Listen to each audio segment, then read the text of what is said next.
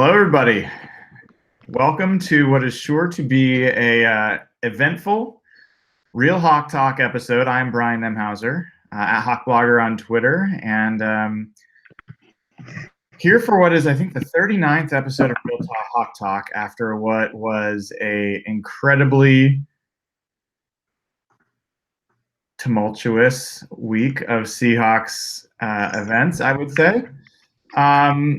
So much to go through. We're going to go through all of it. We're going to talk about the Bears game. We're going to talk about the injury situation. We're going to talk about probably a little bit about even Michael Kendricks.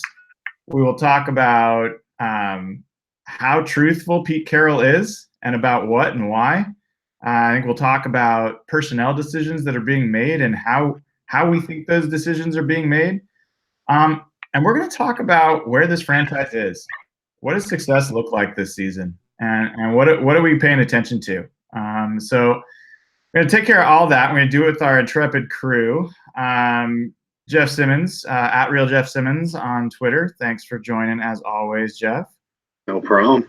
Evan Hill, who, I'm going to have to turn loose here in a second. I think he's been holding back.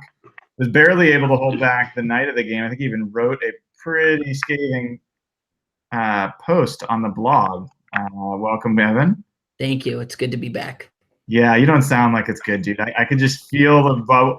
No one knows what bubbling rage looks like in Evan, but we're going to find out tonight. I feel like hearts are going to pop in the air or something and burst into flames. And then we've got Nathan Ernst, at NathanE11 on Twitter. Nathan, the voice of reason. We're counting on you tonight to keep us grounded and wise. Very excited to play the part of the optimist tonight. Yes, I'm glad you got your script ahead of time. You know what role to play. So, guys, that was a brutal game on what was it, Monday? Gosh, it was just a few days ago. And really, there was a few things that just jumped out to me about it. For me, it starts with an offense that was supposed to be the strength of this team and was largely healthy for this game and was awful. All the way up until, nearly the very end. If you had told me that this defense was going to be the one without KJ Wright and Bobby Wagner to actually be better than a healthy offense in this game, even knowing who they were going up against, I would have not believed you. There's just no way I would have thought that was realistic. So let's go around for a second, and let's start with Evan, who's rubbing a hole in his head here. Tell us what was on your mind after watching that game. What was going on for you, Evan? I think my immediate reaction to the game the night of, honestly, was humor. The night of, everything went so badly that you just had to laugh. Like, everything was so tragically bad that you just had to laugh. Evan, we have your tweets still, right? Oh, I don't know if humor was what I was picking up from those. No, I want. Well, this is relative to my emotions over the past few days.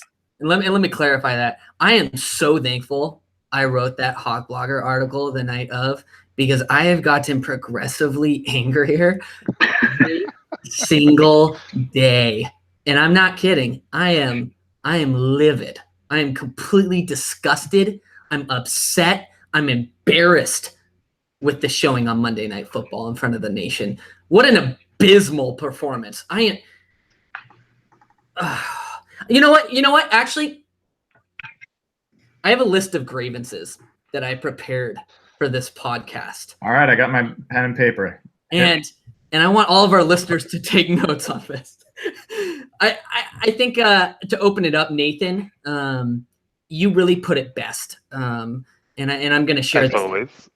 I'm going to share this little quote you had in our private chat. You said it was a total and complete indictment against Pete Carroll.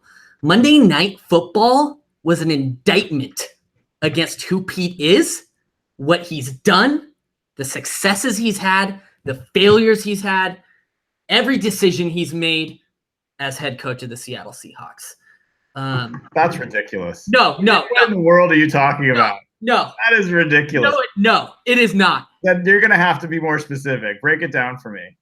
Pete Carroll did nothing logical and rational on Monday night. And let me break this down for you. And I have a list. Opening offensive drive against the Bears. I think it was opening or the second opening drive. 4th down and short in Bears territory. Go for it. This is simple. KJ Wright is injured. Bobby Wagner is injured. Richard Sherman is gone. Cam Chancellor is gone. Michael Bennett is gone. Cliff Averill is gone. Your defense sucks. And we didn't think that they would be good entering the game. So entering the game, we thought the defense was going to suck. You have to go for that on 4th down. All the analytics say you do. You have to go for that. Grievance number 2 that I'm pissed off about. Can anyone, please explain to me why Rashad Penny had 4 more carries than Chris Carson by the end of the game? I have a Rashad Penny jersey in my bedroom closet. So I am a staunch defender of Rashad Penny. I am excited about him. But please explain to me why Chris Carson got 4 less carries than Rashad Penny. And actually, you don't even have to answer that question. I'll tell you why he got 4 less carries than Chris Carson. It's because Pete Carroll is sometimes made of bullshit. And this is one of those moments. And let me tell you why. Pete Carroll is trying to justify the 1st-round pick he spent on Rashad Penny. I do not buy for a single flippin' second the exhausted, gassed excuse that Pete Carroll used on Chris Carson. Pete Carroll got caught in a lie today on that or maybe it was yesterday on that press conference. It was a complete and total lie on Tuesday on the radio with 710 ESPN. I do not buy it for a single flippin' second. Point number 3. Can anybody explain to me why the Seahawks went a near 2 full quarters without running the ball? Now, and before Nathan, you interject with saying, oh, running doesn't matter, which I mean is partially true. But the reality is that the Seahawks claim to emphasize the running game. Every single week, Pete Carroll goes in saying, we're going to run the freaking ball. We're a smash mouth football team. Bullshit. You had 0 patience on Monday night. If you claim to have an identity, at least embody that identity. Do not pretend to be something you aren't. Just please, for the love of God, assume the identity and commit to it. A split identity is worse than a full run identity. It's just completely ridiculous. So that's grievance number 3. Grievance number 4, this coach has broken Russell Wilson. And I'm here to tell you that right now. Nobody wants to talk about it, but Russell Wilson has regressed in 2 games. I will be the first one to say that. Russell Wilson was not good enough on Monday Night Football. And you know whose fault it is? It's Pete Carroll's fault. Pete Carroll is not building a team around Russell Wilson. He is not hiring the personnel, the coaches. He is not employing the players that need to support Russell Wilson. Russell Wilson is the superstar of your franchise. You build around him. You do not just find franchise quarterbacks like him. We can nitpick Russell Wilson. I totally agree. He has some flaws and he needs to be better. But the reality is he is more important than any player, coach, executive, or owner on the Seattle Seahawks. And we need to build around him. So I'm completely disgusted with the trend, with the way this is trending. I'm completely embarrassed. This was a Monday Night Football in front of the entire nation. Are you kidding me? We're the laughing stock of the league right now. I'm absolutely embarrassed. And rant. Jeff. Wow. What do you make of Evan? Forget the game. What's your take on Evan after that? On what Evan said? Yeah. Well, I think he missed the biggest problem Pete made all Unheimer hire. And I think Evan hit on some interesting points because watching the game, there was a lot of things that were just unexplainable what happened. The Chris Carson thing. That's been the weirdest thing surrounding the team all year, right? So that's been strange. I think the Russell thing is interesting. I don't know what's going on there, and I think scheme is a huge issue right now. And Schottenheimer, Nathan has been on this for months, so Nathan can't be surprised by what's going on. I see everyone going crazy about Schottenheimer. Can I just say I really like how this podcast is going so far? Like, you guys just keep like giving me shout outs about how I've been right all along. This is great. Well, you're not wrong, right? So You called 0-2. Yeah. Was there any wait a second. Nathan, you do not get to claim ownership over being negative. Was anyone happy about the Schottenheimer hire? Like, I don't know a single Seahawks fan that was like, yes, we got Schotty. We're set. Like, let's go back to 1990 Mark Sanchez offense. Like, that's what's going to take us forward. Like, I don't remember anybody saying that. I was still right. So I don't care how many other people were right too. Okay, all right. As long as we're clear that you do not have sole ownership of being right on that one. We did our show after they hired him, and we were trying to rationalize it. I remember at the time we couldn't. I come up with anything there. And yeah, everyone's blaming Schottenheimer. I think it's a Pete issue. Schottenheimer is just a symptom of the problem because they had a chance to hire any offensive coordinator that they could have. I don't think that's true. Schottenheimer. I don't think that's not any offensive coordinator. Not any offensive coordinator. You're right. You know what, Jeff? You make a great point about that. Schottenheimer is solely there to carry out Pete Carroll's mission. Any offensive coordinator, that's their job under Pete Carroll. I think Zach Whitman tweeted something absolutely hilarious on Twitter during the game. He was like, who looks at the 2012 St. Louis Rams offense, of which Schottenheimer was a coach of, and says, oh, I want to embody that offense. I want that. Exactly. It's completely ridiculous. That's what I mean. It's a symptom of a bigger problem. Well, so hold on. Like, building on that. So what do we know about this offseason? It was absolutely, to your point, Jeff, this was about Pete Carroll saying, we're doing it my way. Getting rid of all the players that are giving me crap, getting rid of all the coaches, other than the special teams coach. Everyone's gone. I'm bringing in guys like Ken Norton that I don't know that anyone really believes he's a defensive coordinator. He's basically just Pete's, lapdog to do what he needs to do. And then he hires an offensive coordinator that, I mean, he could pick whoever he wanted at that point that was willing to work for him and work with this quarterback, which is a real issue that we can talk about. And he had that option. He had his reset. He brought these guys in, and then he's not doing it. He's not going according to his philosophy, except this is the thing, guys. I think we found something that supersedes always compete, something that supersedes, balanced offense, which he says has always been balanced, but we've always seen it as run first. Quarterback is supposed to be the point guard. Any quarterback should be able to fit in the system. We want to not be dependent on one player being great. We want to build a whole team. The thing that supersedes all that stuff that we heard him talk about, saw him actually enact and turn into a championship team by following those rules. The thing that beats that now is who did you draft first and who are you paying the most? That's what is driving decisions for Pete Carroll. It is things that we have laughed and pointed at other franchises and said, thank God we have Pete Carroll and John Schneider because they will play the undrafted free agent. They will let anyone compete. They will let the cream rise to the top, the 5th round pick, the 4th round pick, the 6th round pick. That is not true anymore. And no matter what you think of Russell Wilson, whether you think he's God and has no flaws, or whether you think he should be benched, which is both of those things to me are completely ridiculous. The fact of the matter is they've decided that featuring Russell Wilson and having him be the focal point of the offense is more important than having a balanced offense, which is supposedly what Pete says is his focus point. And I think they're caught in the middle. He's lost his identity. I think when Sherm said it this offseason that they've lost their way, everyone scoffed and said, oh, that's Sherm just being bitter on his way out. Does anyone disagree with that statement right now? Does anyone feel like the Seahawks Pete Carroll actually has a way? He knows what he's doing. He has a vision through this process, and we just aren't seeing it. Any of you? No. Yeah. So, I mean, that's what it's about right now. If you connect all the dots, how high were you drafted? Rashad Penny, Jermaine Ifedi, You're gonna get snaps no matter whether you deserve them or not.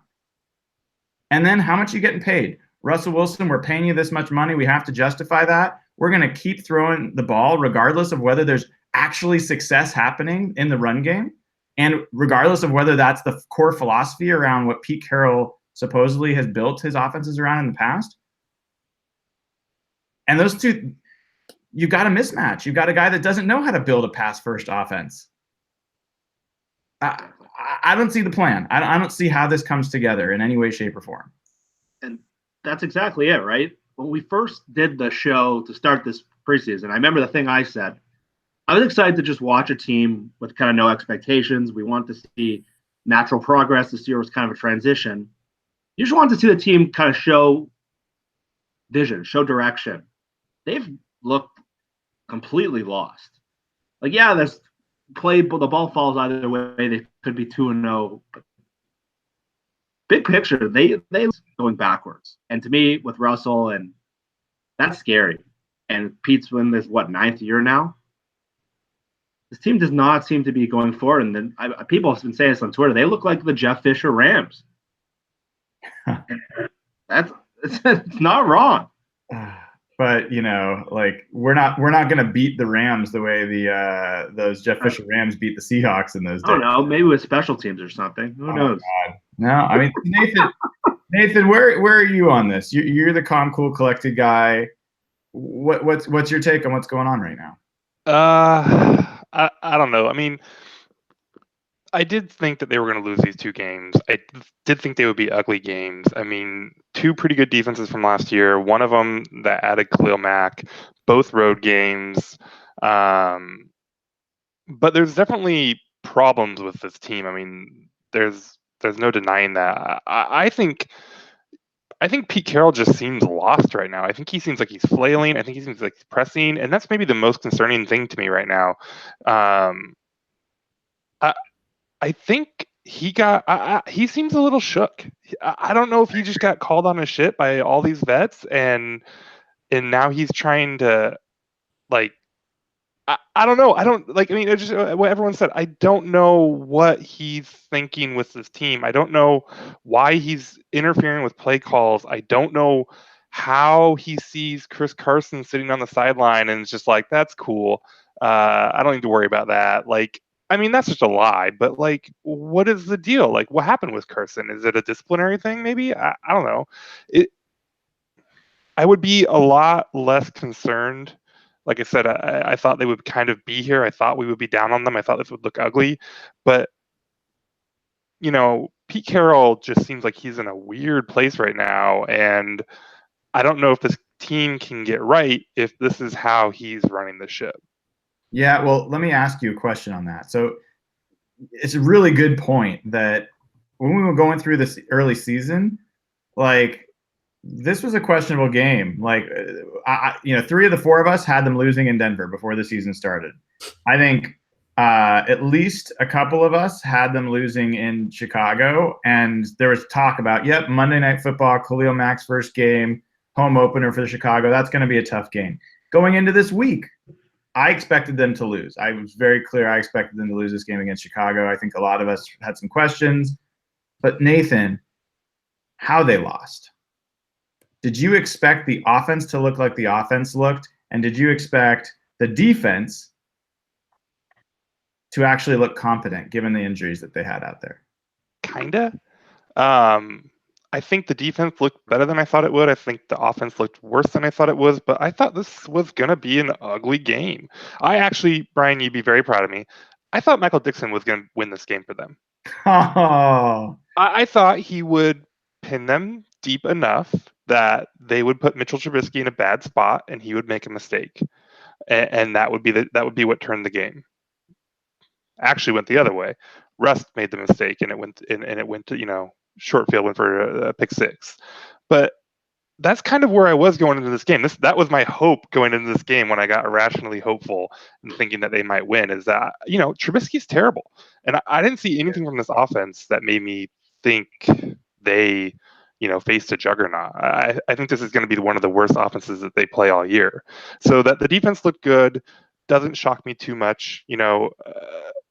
Trubisky can't throw left, so the fact that Akeem King was starting didn't matter much. And then you had, some good performances from guys like Michael Kendricks who stepped up. But then, the offense, Khalil Mack, all those guys on the Bears defense, it doesn't surprise me at all that they looked rough. Well, and it's not just what's happening on the field, guys. Seahawks dealing with some crazy injuries, right? We hear Bobby Wagner all of a sudden show up on the injury report. We see Trey Flowers show up, and all of a sudden Michael Kendricks gets signed. KJ Wright can't play. Then they have to release Tom Johnson. As far as I understand it, you guys can correct me. I might be wrong. Super busy, so I'm not reading all the details. But my understanding is the signing of Tom Johnson cost the Seahawks a 4th-round compensatory pick. If they had not signed Tom Johnson, they would already have a 4th-round comp pick for next year.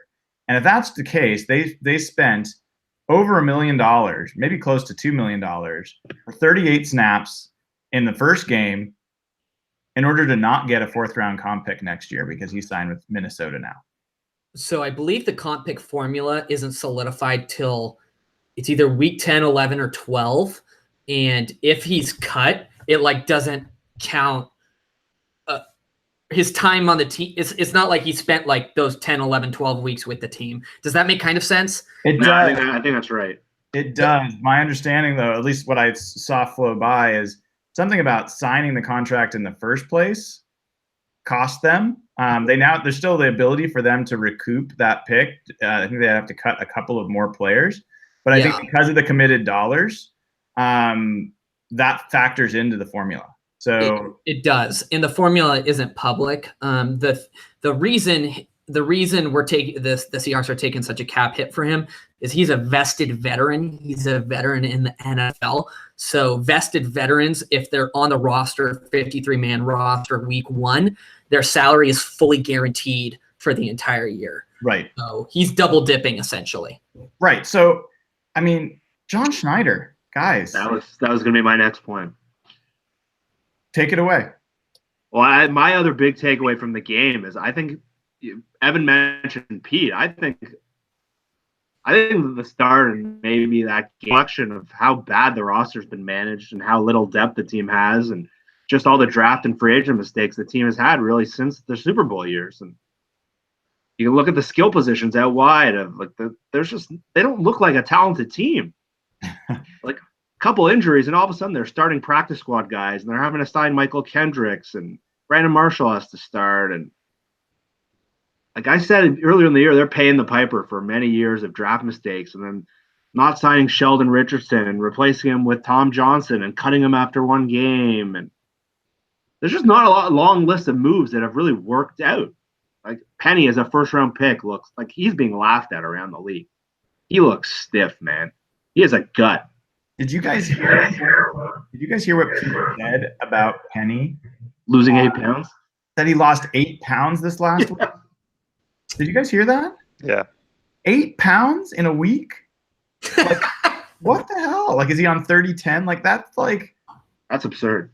The fact that he's having to lose baby fat in the middle of the season, and Pete's because he couldn't work out as much when he had a broken hand. You can't exercise when you have a broke. And even if he couldn't, you control your weight with your diet. They have paid nutritionists. He's eating enough to gain 8 pounds that he has to then lose over a couple of weeks of injury. Either Pete's out and out lying, which he's proven clearly that he's willing to do often, or what the hell's wrong with Penny? Does he have a health problem? Does he not understand the opportunity that's in front of him? Is he I got my 1st-round contract and I'm enjoying all the Dick's burgers I can find? What's going on? Does he you guys have probably watched more Penny in his college film. Is there anything yet that's jumping out as that this guy looks exactly like in college? It just hasn't shown up here? Or do you think it's a weight thing? Do you think he's not talented? What is it? I'm still wondering. I saw one run in the Bears game where I was oh, at least he had a little shake there and he got to some space and got 10 yards. That was all right. I'd be But thrilled. that run he got ankle tackled, and that was the kind of thing he ran through in San Diego State. Is that he would make these little moves and he would run through arm tackles, and he didn't run through that arm tackle. He got tripped up. Not that there was like a ton left on that play for him to get. There were other defenders, but like still, it was one of those where like, oh, nice, 10 yards, but then like, oh, that's the difference between college and the NFL. Like in college, he would have still been running. But I mean, to me, it seems like his weight has to be affecting his play. He looks big. I mean, he's got a gut. Like, Yeah. I can't imagine that's not part of the problem here. He looks like me after 4 in-and-out doubles. No, I completely agree with you, Nathan. I think he looked so much faster in college. I think those, 15 pounds he put on in the offseason? God, he carries it. It's obvious. Yeah. San Diego State, their run scheme is very, very unique. And like Donnell Pumphrey put up massive numbers at San Diego State. The current running back there is doing really well. And the offensive line, there's massive holes in the lesser conference. Like, you're not going against SEC players. And if you're going to take a running back in the first round, which we've talked about so many times on this show, you got to take a special guy. He just looks like a guy. Like, he looks like a 4th, 5th round pick. And it sucks because I looked at Pro Football Focus today. Will Hernandez was their highest rated guard this week at left guard. Harold Landry had a massive game this week. There are 2 positions the Seahawks badly need. And they passed on them to take a running back who stinks. It's just not been a good run for John Schneider. And you look at the team on the field and you can see it. There's just not a lot of emerging blue chip kind of talent. And all of a sudden, I know I'm having this conversation. I'm thinking maybe bottoming out isn't so bad. Maybe they need this. Well, let's talk about that in a second. I have to make this statement that between Chris Carson and his like 2% body fat and Rashad Penny, which of those 2 guys do you think is more likely to be gassed after 2 special team snaps? Seriously. I mean, right? Like, forget that Pete Carroll's lying about Chris Carson and the reason he was sitting there. There's no reason. Like, Mike Davis was getting snaps over Chris Carson. This isn't just a Rashad Penny thing. Mike Davis was getting snaps. And I know there's a Mike Davis contingent, and he seems like a great guy and a fine 3rd string back, but come on. So you got a guy that you just said lost 8 pounds in a week, and he's the one that you're running out there over and over again. You think that's the best thing for the team? Is there any way to make the argument that's the best thing for the team? Also, does Pete even make that decision on which running backs are in the game? Like, isn't that a shoddy thing? It's a great point. Do you think that he is covering for Shoddy the way he covered for Bevel in the Super Bowl? I mean, that makes a little bit of sense that he took that on himself. Like, because you would think if it was disciplinary, he wouldn't just outright lie about it. Like, and so maybe he did think that Carson was playing more teams than he was, and maybe he thought that's why Shoddy wasn't putting him in. And maybe, I mean, this is just what I have a hard time with. Like, am I supposed to believe that he saw Carson over there and just like saw multiple drives go by and Carson knock it on the field and just never asked about it? Like, if they go one drive, how many plays do they go without Earl on the field before Carroll's walking over and asking Ken Norton why Earl isn't on the field? Like, 1, right? 1 play, 2 plays? Yeah. Right? But Carson just like disappears for 3 quarters and Pete just never follows up on it, never asks, never like what? Why? What is the threat to them if Carson succeeds? There's no threat. I don't know. Pete's got his man that's on social media now, right? And is listening to what everybody's saying, and maybe he's following me and Ben and is tired of getting ragged on for taking a 1st round pick or something. Like, it does seem like there's like something kind of personal wrapped up in this, which is weird too, because, you know, Carson seemed like Pete's dude. Pete raved about Carson when they drafted him and stuff. So how did we get here? It's really confusing. Yeah, I cannot follow the logic at all. Like, there's running a 1st round back out there that's not succeeding. in order to hold back a 7th round back that is averaging 5.8 yards a carry. Like, as a coach, of course, like whoever's going to give you success and give the team success is ultimately going to be the better option. So I don't follow the logic. I know we've beaten this down, but it really starts to matter when you're like, similarly in this game, like Ifedi was not playing well in Denver. He was not playing well in this game. What's keeping them from saying, let's put George Fant in for a series and see what he looks like at right tackle? Like, what is the harm when your team is doing nothing right by seeing what he can do in a game like this? Like, if you're already, he's talking about development for Rashad Penny and he wants to see what he could do. Fine. If we're in that kind of season, then play George Fant. Let's see what he can do. Same issue. And it's weird that they would say coming out of the Denver game, like, well, clearly, I don't know what they said exactly, but basically the gist of it was Carson's better back and we're going to run with Carson. And then to immediately just get in the situation where they're like, no, we got to see what's going on with Penny. In a game that, yeah, it looked real ugly for long stretches, but they were down by 1 score a lot of the game. Like, it was not like they were down 17 points or something like that. It wasn't even like they were down 17-3 or like, and it just seemed insurmountable because of how bad the offense was. Like, this was a game, the entire game. And they left one of their best offensive players on the sideline. And whether Pete was involved with that directly or not, like, I think it's on him. He either trusted Shoddy too much and didn't follow up on it, or they're messing around and they're just trying something out and they're trying to force Penny for whatever reason. Like, ultimately, Pete has to be the one that, like, is aware of where his players are. I know Pete has a history of losing track of his running backs, but like, you can't do that mid-game.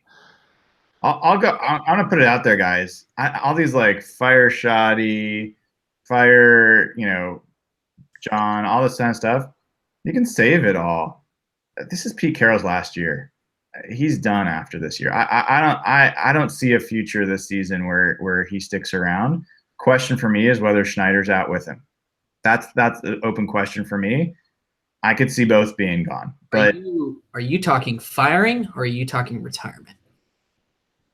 Could go a bunch of different ways. I mean, if I'm just forget this game. Like, if I'm looking at Pete, he has looked older than I've seen him at any time now. That sounds like a stupid, obvious point. Obviously, he's older, but he seems old for the first time in his tenure in Seattle. His energy level feels forced. It does not seem genuine. He does not actually seem enthusiastic and excited, even though the words are saying, I'm pumped and jacked. I don't see him pumped or jacked, in his body language. It feels laborious, like what he's going through. So on just a personal level, I have questions about whether he really has the fire burning that he once did. He came in, he wanted to prove his philosophy. He won a Super Bowl in the NFL. He's got some legacy there. Does he really feel like he needs to prove it again? I don't know. And does he feel like he can climb that mountain again? I don't know. So there's that. Could he do what he's done at USC and say, like, oh, there's a greener pasture? It's not that I'm tired here. There's just another challenge I want to take on. And he just jumps ship. Could see that happening too. And I absolutely, I think if he doesn't do one of those things, you're going to see Paul Allen say, not good enough. We're going another direction. On that note, the problem with me with this whole topic is this is Pete Carroll's core mantra of his program. When you see the name Pete Carroll, you think always compete. We haven't had this conversation in years before. Pete is playing players based on draft stock, not based on whether they're out competing other players. This is a real problem. The thing is, though, that's just always been bullshit. And that's why all the vets started checking out the last couple of years, because they had seen it with bullshit for a long time. And you know what? I mean, look, the passing in the Super Bowl was the right call. But you can't preach running and the importance of running and your mentality and then pass there and then cover for the guys who made that decision. You can't hire Schottenheimer and talk all offseason about the importance of balance and the importance of being able to run the ball. And then when a game gets tough and you get impatient, you come in over the top and ask for shot plays, for passes. Like, it's just bullshit. It's always been bullshit. This is why it is at the point. This is why Richard Sherman's not on the team. This is why Michael Bennett is not on the team, is because Pete's philosophy he's never believed in it. It was an easy thing to do when he took over a 4-12 team, and he could just talk about, and none of them were his guys, and he could just churn the roster, and he could just find the best players he could. But it wasn't something that he was truly committed to. It's not a true life philosophy. It was a thing that worked well for him. But there's no there. And it's just obvious. And it's been obvious for a few years now. Oh man. Does anyone here agree that this is Pete Carroll's last year? Are you guys on that train, or you think that there's an open question about that? I think there's an open question. I think this team can still turn it around. No, they can't. No, they can't. They can. No, Nathan. What What's happened? the definition of turning it around? Nathan, what happened on Monday Night Football that told you they could turn it around this season? They didn't actually look that bad. Oh! Look, they're not a good team. There's no question about that. I thought they were gonna win 7 games. I think they're gonna win 7 games. They're not gonna turn it around and be a playoff team. But they didn't. Like, this team is not as far away as it seems. They played a couple very good defenses on the road. They can be an okay offense. Like, listen to yourself, though, man. This is bizarre world optimism, but like, they can be an okay offense with a bad defense. What is that? That's a 5-win team at best. Like that's where we're looking right now. Unless there's a. What did everybody think this year was gonna be? They're a bad team. They're not good. They have a ton of young players. It can still be that reload, that rebuild year. You still have Russell Wilson. This isn't.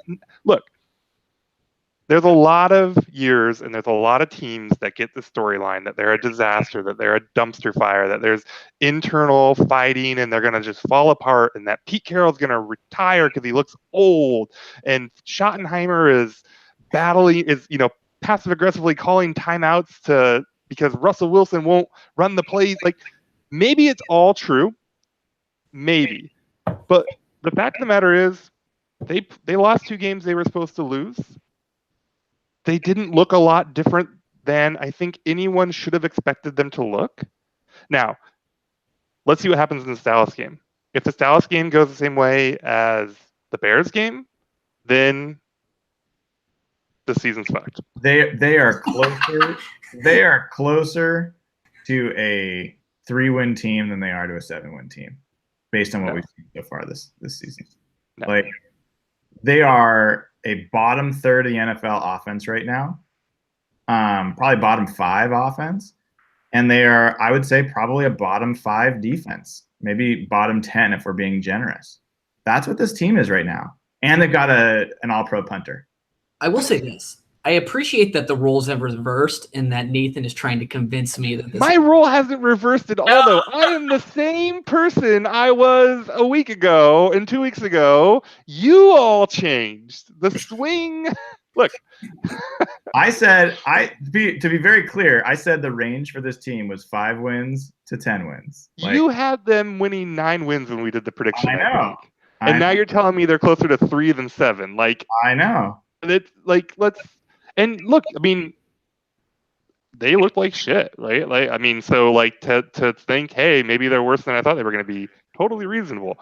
But this is just not the end of the road. It's 2 weeks. I mean, I think we've even seen this team look worse. I think the first half of 2015 they looked as bad. But here's the difference, Nathan. Here's the difference: is those teams had the best defense in the NFL. Sure. And they're not going to rebound to kind of muddle through and be kind of crap and then finish somewhere in the middle. And look, you and I have been back and forth on this, and Ben and I and others, and I respect the hell out of you and him and the statistics. But if I look at the DVOA measurement of when the Seahawks offense was best, top 5 DVOA offense, they were second or second to last or dead to last in pass attempts in the NFL. So running may not matter in some worlds. For a Pete Carroll constructed team and the way he tries to do things, they got to run the hell out of the ball. They've got to those teams a lot of times were running Marshawn Lynch into a brick wall, and he was getting 2 yards on first down and 3 yards on second down, and they were doing something on 3rd and 4 or 3rd and 5, and they just did that, and they were ugly games and ugly, but it worked for them. And I don't think that other than the second half of 2015, we have yet to see a repeatable, sustainable offensive system built around Russell that works. We haven't seen it. No, you can be the biggest Russell fan in the world, but show me the 4 games in a row where he has been able to succeed consistently and lead the team to victory with a dominant offensive performance. He led the league in passing touchdowns last year. They had the 12th ranked passing offense by DVOA. Is that a success? It's not 3 wins. Look, again, they're not going to have a 2015 rebound. They're not going to be the Marshawn offenses of 2012, 2013, 2014. This isn't that team. It is not a talented team. It is not a top half of the team of the league team. But I am not at the point where we're talking about 3 wins, 4 wins. There are winnable games on the schedule. This team hasn't performed that differently than I think anyone should have expected them to. And I mean, look, we'll see just how far the dysfunction is, but it's 2 weeks with a brand new offensive coordinator. I think Russ is doing a lot of the things that people were screaming at him to do in terms of staying in the pocket and being accountable and all that kind of stuff. We'll see what comes of that. He didn't look that bad. They weren't that far away. I don't know. What? Russ was good. Oh my No doubt about God. it. Russ was good. You I guys don't agree. Here we go. Come Almost on. 30th in QBR. What does he have to do to not look good? What does Look he like have to do to not look Trubisky. good? Tell me. How do you watch Mitchell Trubisky and watch Russ and Mitchell say Trubisky these is are 2 bad worse. quarterbacks? He's a kid quarterback. Russell Wilson, we're talking about our ambitions for him as a top 5 quarterback. We talk about him in the same sentence as Drew Brees and Matt Ryan and Tom Brady and Aaron Rodgers. We absolutely do. So you can't then compare him to the 32nd What best did Drew quarterback Brees do this in week? the NFL. What did Drew Brees do this week? They scored 18 points against the Browns? What did Matt Ryan do week 1 against the Eagles? But Quarterbacks have Nathan, bad games, and Russell wasn't even that bad. But that's the point, right? So those guys do have bad games, and guess what? It's okay to say Drew Brees had a bad game. He didn't play well. He did these things wrong. You don't go after he doesn't do well against the Browns and say he played well. It was everybody else's fault. It's the scheme's fault. It's the coach's fault. It's the critics' fault who have now gotten in his head and he's trying to be something he's not. It's the running back's fault. It's the offensive line's fault. It's the receivers because they're not getting open. Even though when he threw the touchdown to Tyler Lockett was never open. It was a beautiful throw because Don't he show made me it the a other throw. plays where he is not throwing up balls where there's zero coverage, where there's zero deep. Go show me these plays. That's not how you judge quarterback play. Look when Ben Roethlisberger and Aaron Rodgers throws the ball. Look where his receivers are in their breaks. They're not open. Go show me these plays. I'm just saying. Show me where Russ has opportunities to throw guys open and isn't doing it. They're not there. He did not play a perfect game. There were opportunities to get a ball in the dirt, avoid sacks. He wasn't perfect, but this idea that he was bad or that there's more that he can do, there's more he can do. He could have played a perfect game, but no, this is not on Russ. Oh, no one's saying it's on Russ, but we're saying that he didn't play well. He did though. He did play well. I don't see that. What is it? What did he do well? What did he do well? He threw a pick 6 that cost the game. That was a backbreaker. That was a bad play. There's no doubt. But but what did he do well? How you could say that we should show you plays where he didn't throw people open. He did throw guys open though. He did something positive. He threw Brandon Marshall open all game long. Brandon Marshall doesn't get open. Brandon Marshall catches balls because Russ throws him open. He threw Tyler Lockett open. He stepped up in the pocket. He he did everything everyone asks of him to do all the time. Like, there just aren't that many plays that you can go in and say, oh, he fucked this up. So then you and I clearly don't see it the same way, which is part of what makes this a fun show. And I greatly respect your opinion. I happen to 100% disagree with it in this case. That's fine. But then how do you explain, Pro Football Focus, independent third party, who has always had Russ as one of the top 4 or 5 rated quarterbacks? He's getting a 55 rating by Pro Football Focus. He's one of the worst rated quarterbacks in the NFL. I'm just wondering, why is that all of a sudden so different for them? And you're saying there's no difference. He's still playing well. He's not doing anything bad. I've come around on Pro Football Focus in a lot of ways. Those grades come out before all 22 is available. Maybe they have something that they can get it faster. I don't know. Pro Football Focus will also change their grades based on the feedback they get. These grades evolve throughout the week. So, that their Tuesday grade of Russ was a 55. Okay, So you're just saying that you don't see that as relevant. Is that basically the? It's relevant, but I don't put a ton of stock into it. Evan, you've been so quiet for so long, and we should make sure you get a chance to get in here. No, I don't think he played well enough on Monday. I think that's pretty clear. That pick 6 was completely awful. I don't think he stepped up in the moments we needed him to. But I don't think that game is on.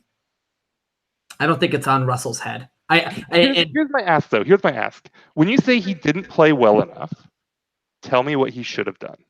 And I'll ask you, when you say he played well enough, show me what he did. Look, I've been tweeting for the last few hours.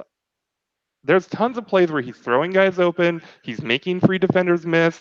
There's plays where he's making the best of the opportunities that are available to him. Not a perfect game, and that pick 6 was absolutely a backbreaker, and I don't know why he threw that. So look, if you want to kill him on the pick 6, I'm not going to argue with you on that. I mean, very possibly that very much cost him the game. It was a backbreaker. And if you just want to say, look, can't have a good game if you did that, okay, I get that.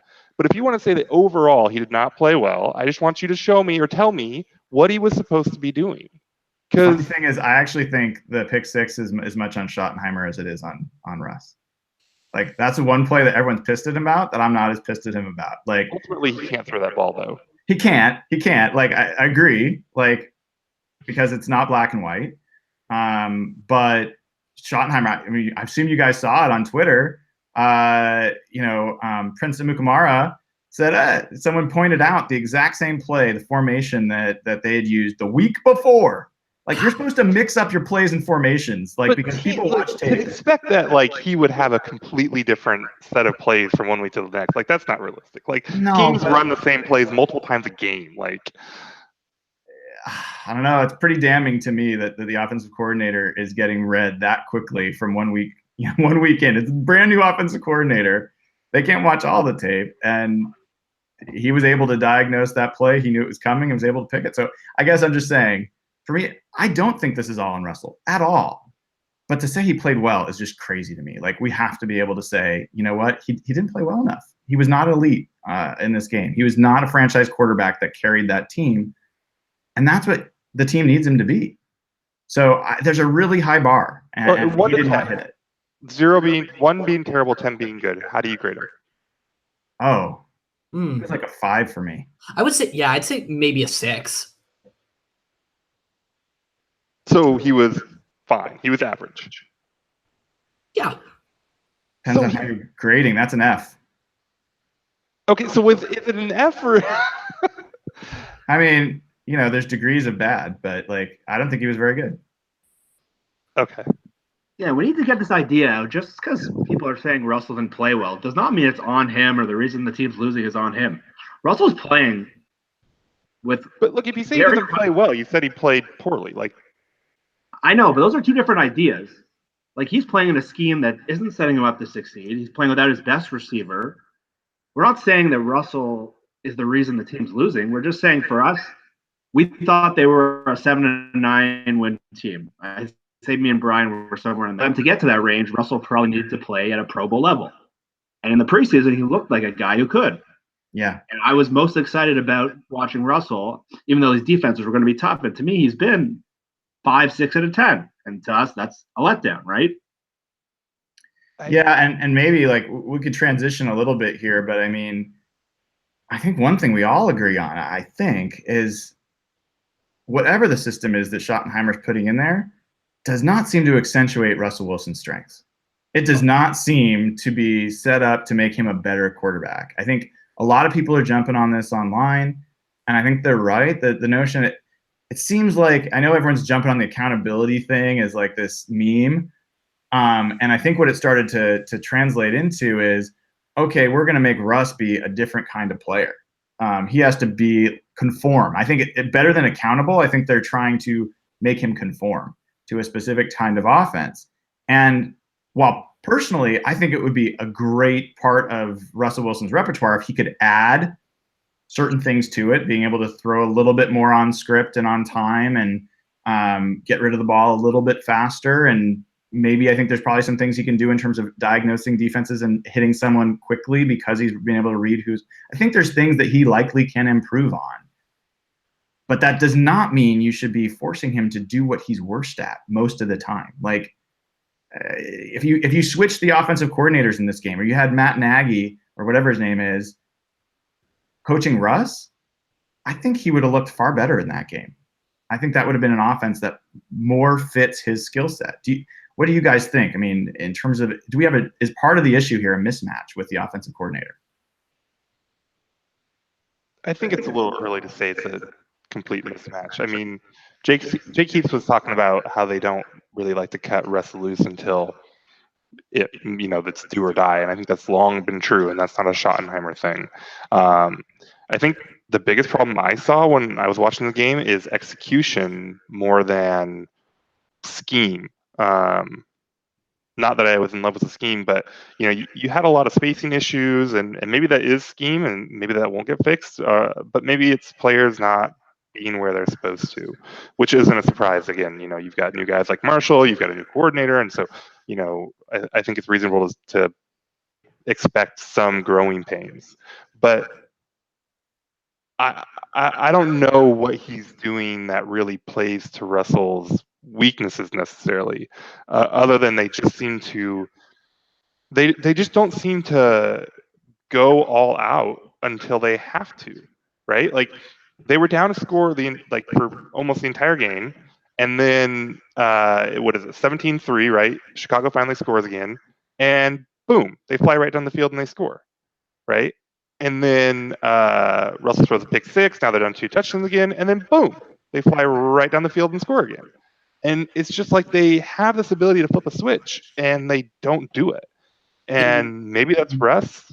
Maybe that's how they're coaching him. I don't know what it is, but they've shown multiple times in 2 games that when they want to move on the field, they can do it. It just seems like sometimes they don't want to. And happy 4 to 5 year anniversary of having this conversation. This conversation is bigger than Schottenheimer. This conversation is a Pete Carroll conversation. This is an OC acting on behalf of Pete Carroll and carrying out his wishes. This is a Pete Carroll problem. This is not a Schottenheimer problem. Well, and Jeff, I don't know if you've heard, but I mean, Pete Carroll, uncharacteristically, the last 2 weeks has gone on post game. He's gone on 7:10 in the morning, and he usually is very protective of Russell. He has not been. And what do you think's going on there? I noticed that this week his first comment was saying Russell's he's trying to do too much, essentially. I don't know if he's buying into those articles that came about Seattle, that he babied Russell all these years. And I know that was the main concept of that Monday Morning Quarterback article, that the team noticed how Russell was treated differently, and maybe that's what he's trying to do. Or maybe he's seeing something that he's not playing within the scheme, but it's jumped off the page to me. Unprompted, that was his first comment this week, saying that Russell's uncomfortable, he's holding on to the ball too much, and that's very uncharacteristic of how he's treated him in past years. And I think he's overcompensating. based on what's happened in past years and how the teams viewed Russell and Pete's relationship. Do you have a thought there, Nathan, about why Pete is making comments about Russ's play? I don't know why Pete's doing any of the things Pete's doing right now. I don't know why he's coming out and lying and then like trying to like mea culpa on the lie, but then like that doesn't make a lot of sense. He's like so bad. He's in a weird spot. I mean, he wasn't wrong about some of it. Like this has always kind of been Russ's thing, right? Like he tries to make something happen. And there were a couple examples of that in the game. I think he's generally pretty smart about it. I think you see Russ doing these in third down situations and times where there's really, not a lot of downside to doing it. But I don't know why suddenly the tone changed. I mean, he said something kind of weird in the Brock and Salk interview because the night before, after the game, he said, Carson was gassed from playing too much special teams. And then pretty much right away in that Brock and Salk interview, he came out and said, hey, look, it wasn't teams. I got that one wrong. And he kind of stuttered and stumbled his way through it. But then he said, that's just me trying to be honest with you guys and letting you know that, hey, I make mistakes sometimes too. So it does kind of seem like they're doing this, like, tell the truth every day thing. I don't know. He doesn't really comfortable with it, whatever it is.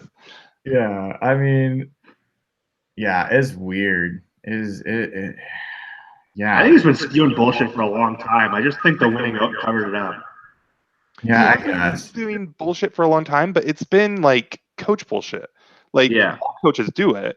But like now he's trying to do it in a way that like he's trying to tell us something, but doesn't actually want to tell us the truth. So he's just straight up lying now. Yeah. I don't know. Like again, like he just seems to be totally flailing, and I don't really know where his head is right now. Well, here's a theory, and this is from the chat. So everyone on the chat, I think it's Jaron Taylor or Jaron. He's theorizing. Well, maybe Pete's setting this up to tear Russell down a little bit this year and set it up for the fan base to be ready when he trades him. What do you guys think? Do you think there's any, like, give me like 0 and 100% chance? Is it a 0% chance that that's going on? 1%? Like anyone think there's zero? That's moronic.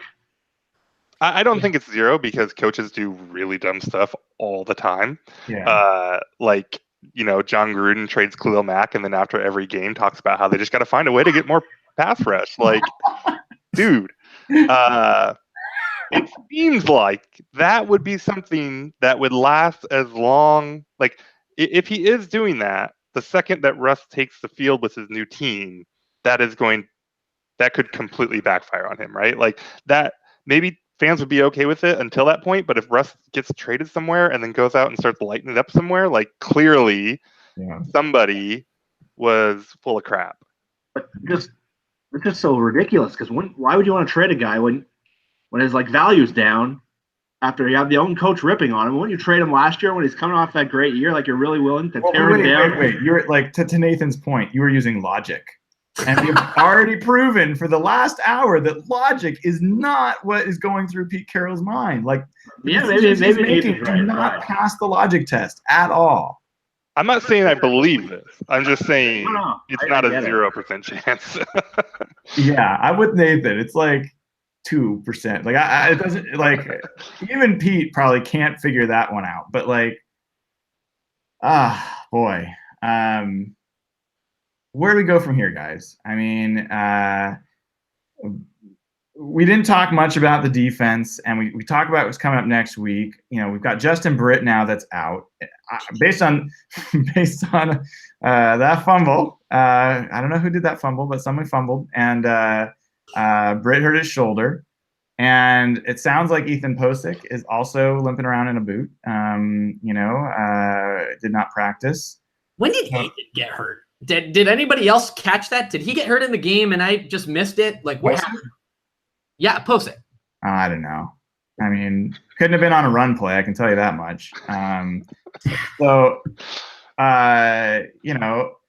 Maybe Fluker's back practicing, so you could have Fluker and Sweezy there, and then Joey Hunt at center. Sounds like Bobby Wagner's back practicing, and he might play. It sounds like Michael Kendricks is going to play this week. I would have thought he would have already gone through the appeal and been suspended, but he lives for another week.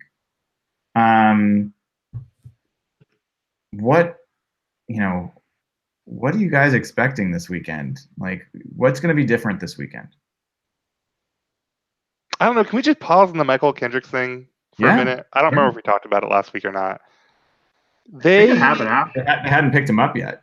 Okay. They signed a guy, and they're like, we're just going to ride this until he goes to jail. That is amazing. Like, and it's like not even a story, kind of, because this team is such a circus all the goddamn time. Like, they're literally just like, this guy's going to jail, but we feel like we can get a couple good weeks of football out of him until. That's unbelievable, right? He had a great sack, dude. He sure didn't get blocked. He played a nice game, but like I don't know. That's the season. It's 2 weeks into the season, and we're already like, yeah, this guy's gonna go to jail, but we'll see if we can get a couple games out of him first. Like, this team is so stupid, and I kind of love them, even if it takes years off my life. Will, when you cut this, please get me the clip of Nathan saying that. The team is so stupid.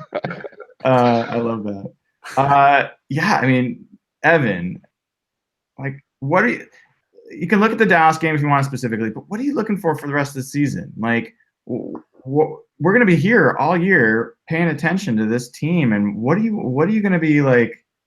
What are you hopeful about? What do you think can be meaningful in this season? For this season to matter, I need to see a vision and I need to see an identity begin to form. I don't care what the identity is. I don't care if the identity is them giving running back toss pitch plays to Michael Dixon and splitting him out wide. I don't care what the identity is. I just want to see a vision come together. I want to see an identity form. I completely agree. Pete is all over the place right now, and I have no idea what he's doing. And everybody says, just win, baby. It heals all wounds, but I see a real big issue forming deep inside this organization. I see the core mantra of this organization really being upended, and there's some real concerns coming to the table. So I'd love to see a vision and an identity form, but I'm not hopeful about it, to be honest. Jeff, what are you looking for? I don't even care so much about vision and identity because I'm kind of under the impression that Pete is going to be gone after this year and John might be gone too. So I'm more focused on the players themselves. I want to see the young players and just guys who you can really say these are guys we can go forward with. Who's going to be part of the core group of the future? Obviously, Russell's a huge factor there. I want to see Russell progress. So far, we've seen Shaq Griffin. McDougal's played over his head. I don't know how much upside he has, but I'm just looking at guys who you can really move forward with. Who are the guys you can say these are the guys we want to build around? Because this team needs more blue chip players. They need young players to emerge, sort of like what happened at the end of 2011, where 2011, the start of that season was atrocious, probably worse than this. And these next two games, these are probably the two most winnable games on their schedule. They're coming back home for Dallas. Dallas doesn't have that interior pass rush that can blow up their guards. And Arizona looks far worse than Seattle so far, as much as we've ripped on them. So I just want to see some guys emerge. I want to see them compete in games and just not look as ugly as it did these last 2 weeks. But, yeah, I'm more focused on the players than the big picture of the coaching staff because I don't think Pete's going to be back. So I don't really care if a vision emerges because next year we're going to have to start again. Side note, you mentioned him. We have to stop on him for a second. Shaq Griffin played out of his mind on Monday night. He is a cornerback one. He is an absolute stud. I think the sky is the limit for his potential. I just wanted to applaud him. Like he played so well. He did. I mean, what we've been talking about with him, turn around, make a play on the ball. Like, boom. The guy's been in tight coverage pretty much his whole career. He's played great in that sense, but to be an elite corner, you got to take the ball away. He did it twice in that game. So that was a great call out. I think that was a really nice thing to see. Frank Clark had an okay game. I thought he played well as well. Rasheem Green is quietly playing well. Not lights out, not like He's not a difference maker or anything, but he's just, for a rookie, he's just doing some nice stuff. Did you see him move towards the sideline in that game? How quick when he chased down that wide receiver. Oh man, Yeah. I don't know why I got so hyped about that, but I like that. that was quick. Yeah. That was cool. He's an athlete. He's an athlete, but he recognized that play quick too. Yeah. Like he didn't get sucked in. He saw it, he read it, he chased it down. It was nice. I just thought of like a big ass man his size chasing me that fast, and that's just like a scary sight. So there was one other person that jumped to mind for me, and I'm forgetting it. I mean, Bradley McDougall had a great game. Calitro. Calitro did all right. I didn't think he was great. I think he did all right, given what he was expected to do. But I thought it was interesting to see more three safety. You know, I did not get to watch as much of Tedrick, so I don't know how he performed. But if it meant more Bradley McDougall on the field than Shaquem Griffin, I think that's probably a trade up. But Will Dissly. So he had the touchdown at the end. That was fine. But like, why did he spike the ball? I know. Whatever. You know, we're foolish. We're not good. We got to celebrate. We can celebrate. But did you see the catch early, like the 34-yard catch he had, and the move he put on the defender in midfield? Like, he feinted to the left in a way. It was a weird looking move. I gotta admit, but he's shown me something I didn't expect each week, like in terms of his skill set. I don't know what his top side is, but like, I don't think it's insane to say, you know, can he be something like Travis Kelce? Like, I don't think that's totally insane. And I would have thought totally insane to start. It's a little insane. It's a little insane, but it's not a little totally insane. He's already the best tight end. He's an athletic freak. Yeah, he's not the athleticism, but like, no, I think he's got he looks like a guy that's got a nice ceiling to him.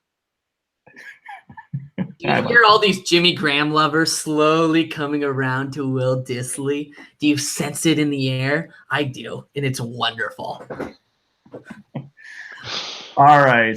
Any other topics, Jeff, or anyone else that we should cover before we pack it in for the night? Score predictions for Sunday.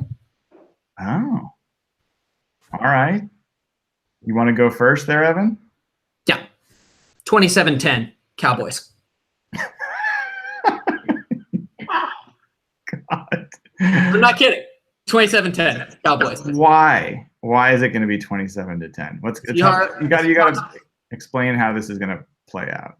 The Seahawks have shown absolutely no ability to form. Okay, let me backtrack. The Seahawks offense is complete trash. I do not expect them to put up more than 10, maybe 13 points on Sunday. I'll believe it when I see it. Okay. Jeff, where are you at? I say 23-17 Seattle. As long as Earl doesn't switch uniforms mid-game, I think they should be able to win this one. It's going to be a weird game for Earl, man. Chris Richard's going to be coach on the other side. But I think the kind of teams that beat Seattle have a ton of dominant. Well, they'll have DeMarcus Lawrence against Affetti again. But the interior rushers really have been hurting Seattle. I think some of the passing weapons, Dallas doesn't really have that, and that Dallas doesn't have their usual offensive line. They're missing their center, so they're not as dominant. So I think this is a game that this Seattle team can win. Although Rod Marinelli has been good at keeping Russell Wilson contained, even when on much more talented teams. So it could be ugly offensively, but I'm sticking with 23-17 Seattle. Nathan. I was leaning shootout, but Seattle really hasn't played well against Marinelli teams. So I'll still go. It's going to be something like 31-28. I think Seattle wins. This is based on nothing more than that's probably what I would have guessed 2 weeks ago. I'm a little bit more pessimistic on the team now than I was then, but I don't know. This is a huge test for this team. This is going to be what decides whether they're the dumpster fire they looked like or whether they can put together a respectable year. Well, I think the correct score is 12-7. Cowboys. I'm going to go with the Cowboys. And my heart tells me the Seahawks are going to win, but my heart's been really wrong the last few years. So, yeah, I think the Seahawks, even when the Seahawks offense has been playing well, they haven't necessarily played well against the Dallas defense. Last year they did okay in Dallas. That's the one, No, hope. wasn't it the game where they put up like 130 yards? Was that last year? I think that was 2 years. That was ago. the end of last year. That was an awful game. Yeah, that was last year. Ooh. That's how much yardage they put up? I gotta go. I think Russ passed for like 120 yards. Yeah, it was awful. They won, but it was awful.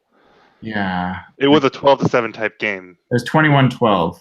Okay. Dan Bailey missed a bunch of kicks. Yeah, it was a bad game. It was an ugly game. Yeah. I gotta look real quick, but Wasn't there like? I'm gonna call a shot. I'm Seahawks gonna had call a shot. 136 total yards in Yeah. that. Oh my god. Dak was That was- awful in that game. Yeah. Okay. So yeah, 136 yards, and I don't think the Seahawks generally played well against his defenses, and Marcus Lawrence is as good of a pass rusher as we've seen so far this season, and we've seen pretty good ones. And I think this defense strength is stopping the run, which is going to help the Seahawks stay in this game. I don't really see a shootout. I don't think the Dallas offense is that good either. But I don't know. It's the one thing that would make me feel different is in the first quarter the Seahawks come out and they actually run the ball. They did the first drive last game. Well, yeah, they ran. I guess I should preface that they run the ball and they run it with a guy that actually can gain yards. Did you notice what happened when that drive stalled? They punted. 3 runs with Chris Carson, and then second and 3 or something, and they run Rashard. Only one of those runs was any good though. He had the opening like 8-9 yard run, and then he had like a 2-yard run, and then another 2-yard run. Like they were into it was either like late third or early fourth, and I thought, and Ben tweeted out they had like 2 successful runs out of 14. So, well, yeah, Carson had 4 successful runs out of 6 carries. So that's how he ended. I knew that was going to come up. But anyway, Rashad Penny also had 4 successful runs by the end of the game, by the way, out of his 10 carries. So, so guys, we've got, what was that? One of us picking that they're going to win? Two. I did. Nathan and Jeff both picked victories. All right. We'll see how it goes next week. I'm looking forward to going and watching the game, and I'm looking forward to the conversation next week. See what the next chapter in this like unreal reality soap opera that's going on this season for the Seattle Seahawks. Because look, this can get worse in terms of even maybe Russell gets hurt and it gets even worse that way. But good time. It's going to be crazy town the rest of this year. I don't think there's any way around it. It's going to be a weird year, so buckle up. I want to call my shot. I want to call my shot before we go. All right. David Moore is going to break out. I like it. Him and Russ are kind of working through it right now. He got the PI when he won that route, got the PI, or I think it was holding, whatever. But I think David Moore, maybe not this week, but I think he's about ready to bust out. I think he's going to have a good year. I'd love to see it. Anyone else have a shot they want to call? I don't see. If I was Doug Baldwin's agent, I would be asking for a raise very quickly. Yeah, good point. Tyler Lockett, what's he making? $11 million a year now? Yeah. Hey, he's got 2 touchdowns in 2 weeks, dude. Yeah. Good well. Doug has been one of the real winners of the season so far, sitting out. Yeah. How's Paul Richardson doing in Washington? Nothing. It was a bad fit for him, though. He went for a quarterback who can't throw deep. Yeah. Like, you can't blame the guy. He got a ton of money, but.